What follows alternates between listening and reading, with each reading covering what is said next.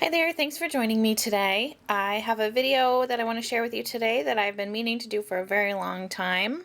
And this is just a hopefully quick little kind of Stampin' 101 technique video. So what I want to show you today is how to use one of my absolute favorite tools. This is called the Stamp-A-Ma-Jig.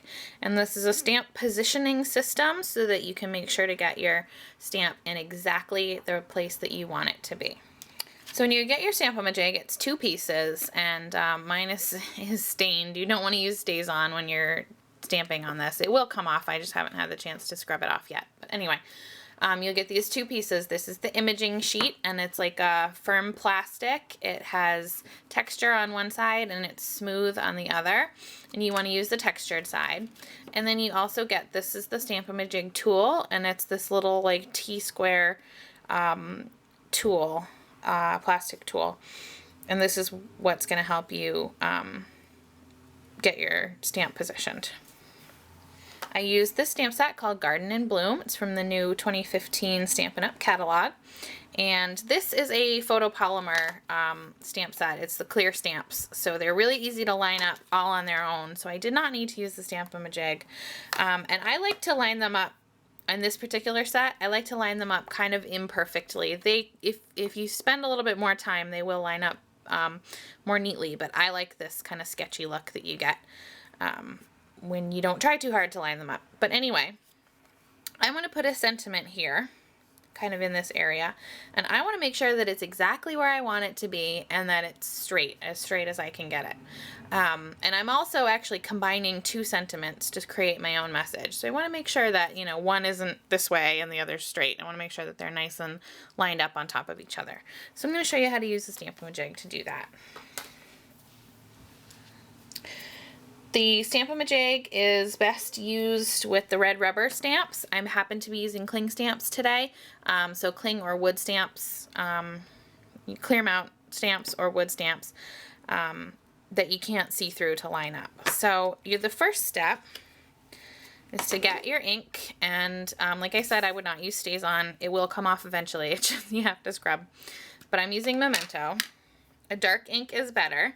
And what you're going to do is you're going to take your imaging sheet and your T-square tool, and you're going to put the imaging sheet right up in the corner. I hope you can kind of see that. So you can see it's right in, all the way flush into that corner. And of course you want it down on your surface and flush into that corner. Then you're going to take your stamp and ink it up. And you're going to take either the corner of your clear block or the corner of the wood block if you're using a wood mount set, and you're going to do the same thing and put that all the way flush into the corner of the tool and stamp straight down and lift straight up. And now you can see, hopefully, that you have that sentiment stamped on your clear plastic sheet.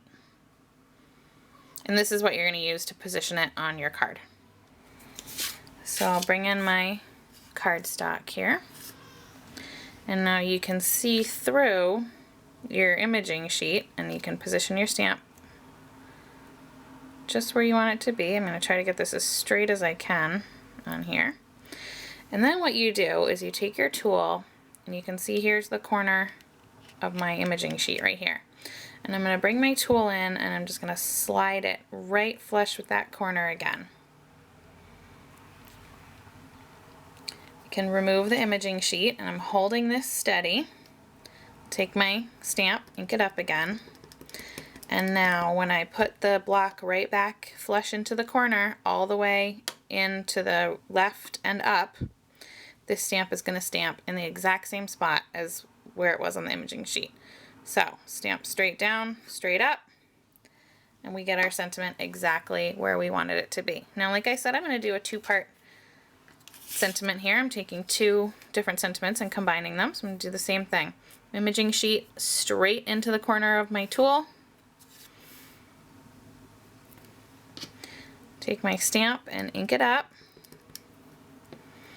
Stamp right into the corner. See how that's lined up there? Straight down, straight up.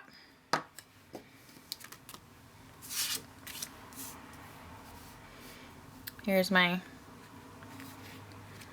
stamp again, Get that lined up.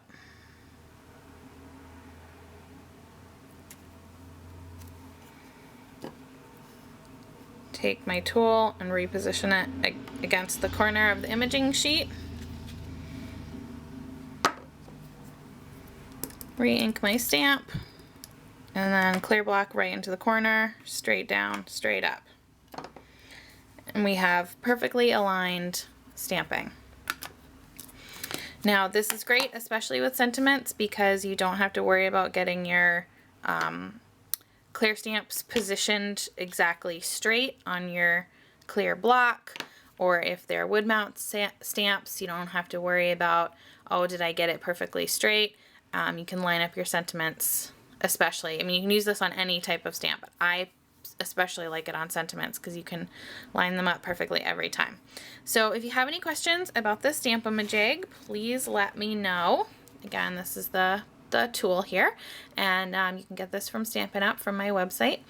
If you're interested, let me know if you have any questions, and until next time, thanks for watching and happy stampin'. Bye-bye.